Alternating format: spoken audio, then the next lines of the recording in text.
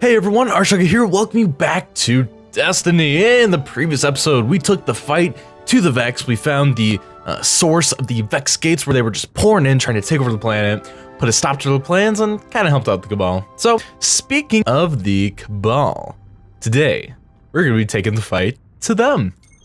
Alright, so let's go over Mars. We have one side mission left to go, the Buried City. Now, this is going to be a really fun one. We're going to be doing it at level 30, not 29, or almost said 29. What am I doing? Level 30.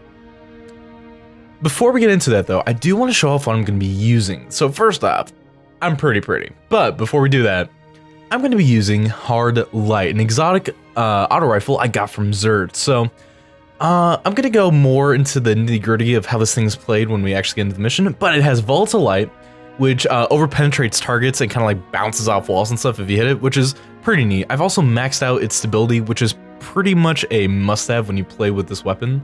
The bottom half of each magazine also does a little bit extra damage. It's not a whole lot, but when you have an auto rifle with this high rate of fire, it definitely helps.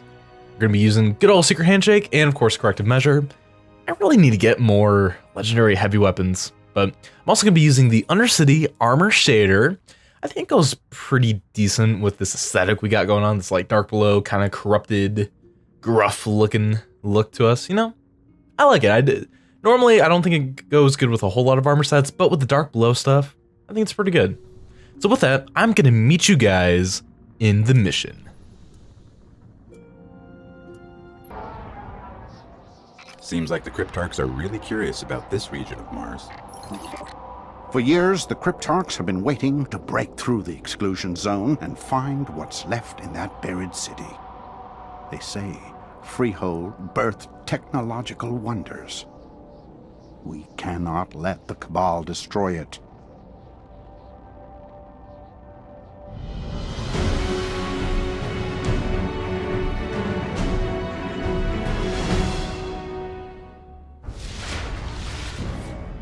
The Cabal could have leveled that entire city. If they haven't brought it down yet, they must have found something valuable. We should track them, see what they're after.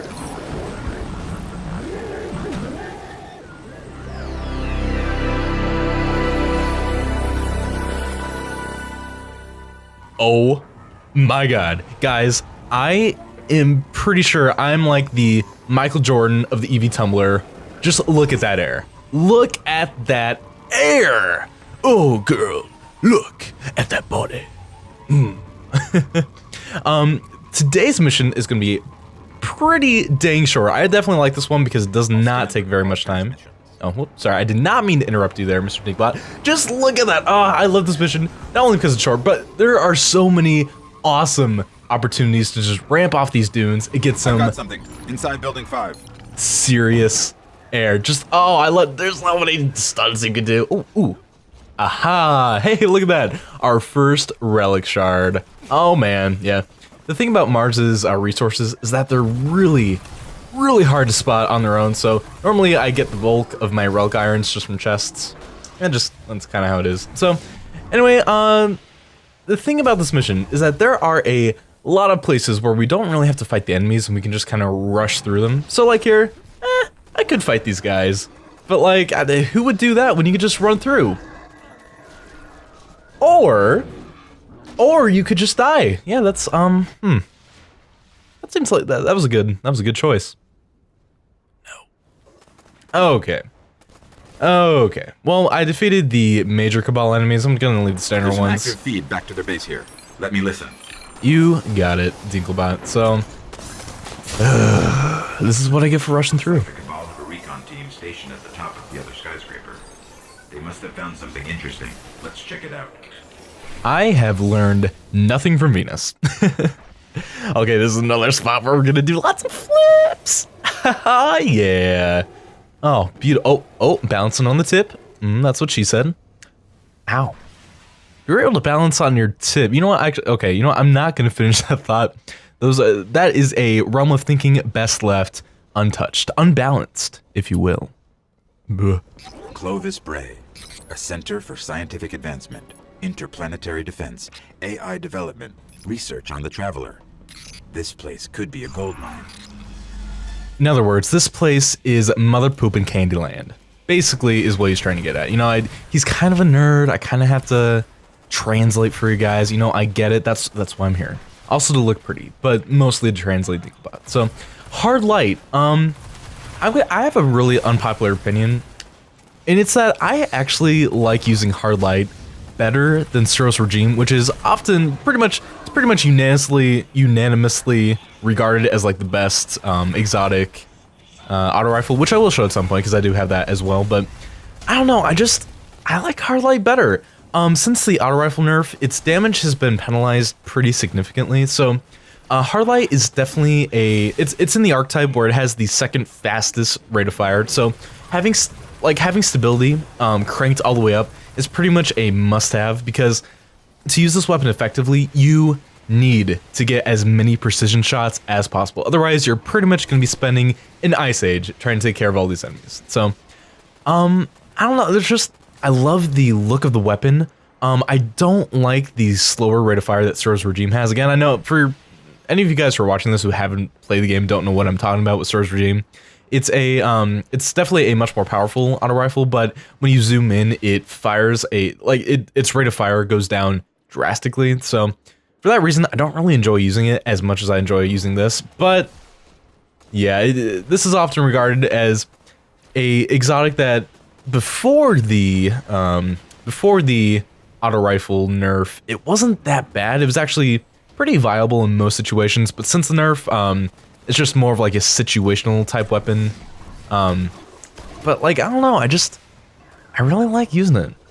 So already we are 6 minutes in. I've just been rambling about hard light, and well, I guess actually we're more like 7 minutes in.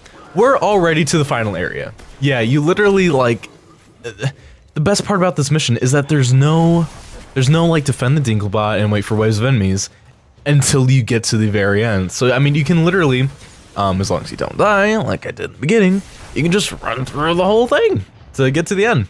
Now, oh god, I do not want this Colossus. Lord knows, he has a pretty amazing soundtrack. You know what? Let's play the Shallow Colossus theme, because Lord knows there is not any exciting music going on right now. But as much as I love his game, I'm not a fan of him joining my life in matrimony. I mean, wait, well, I'm calling him him, but I've already told you guys that my theory is that all the big cabal are actually the females of the species. So I am so Colossus, I am so sorry. I didn't mean to encroach on your feminine ways. You know, I didn't mean to discriminate. Just because you're a woman, or just because you're a woman doesn't mean you can't be buff and kick my butt. You know, there are plenty of people I know in real life who can do just that. What am I talking about? I don't know. Anyway, okay, so now we're into the meat and potatoes of the mission. We basically just have to kill I don't know if we have to kill all of the major scions in order to get the main bad guy to spawn. I do know just once you kill enough of the grunts in general, he'll show up. Okay, yep, there he is. So once we take care of the Centurion, I can't remember what his name is. Can't remember it. But once we take care of him, we are going to be in the money. Hello, sir. Brachus, that's it. Okay. Oh, I just hit my head in the pipe. Christ almighty. I will say, after last episode's experiment, well, not really experiment, but using the Void Walker after doing that, it just... If you thought I was gone, you are sorely mistaken. Yeah, man, I'm finally getting to use the trademark ability of the Sunsinger, where if you die, you can revive yourself. It's so good, especially when you solo PvE stuff. So, you know what? I am glad I got caught off guard by that phalanx.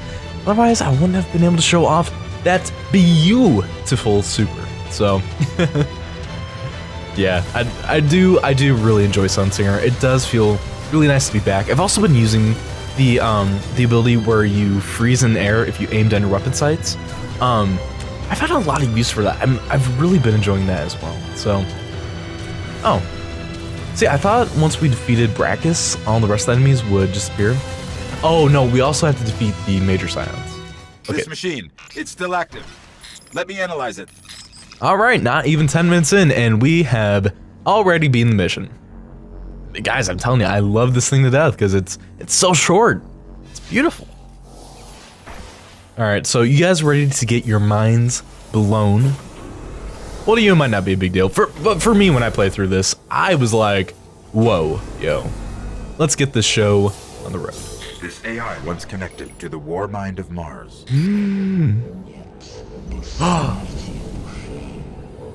That voice. We've heard it before.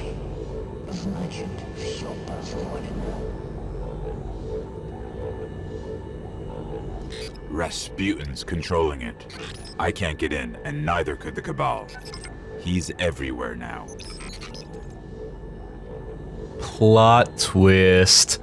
We were concerned that the Cabal were robbing all of this like Golden Age information from this base on Mars. Turns out they were never actually able to get into it because Rasputin is controlling it. We try to get into it to, you know, bring it back to the tower, to the cryptarchs, to, you know, further our advancement. And he won't let us. He actively fights against us getting that information, which again, you know, back like on Earth, you know, we accidentally kind of unleashed him on the solar system, but we were like, you know what, maybe he's a good force. Maybe he'll like help us out. This is a case where Rasputin kind of is acting on his own agenda. Now, there's a bunch of theories as to whether he is just doing it out of like self-preservation, like if he's not really sentient but just acting kind of like on instinct in a sense, or if he is like an agent of the darkness and is fighting against us. It's so cool. It's so cool. And it's a case where we actually get to see the consequences of unleashing him. The best part is that we're not even done seeing Rasputin. So much to look forward to. So anyway, that is gonna be it for the day. Thank you all so much for watching me play. In the next episode, we're gonna be starting the strikes on Mars. So until then, I will see you in the next one. Bye.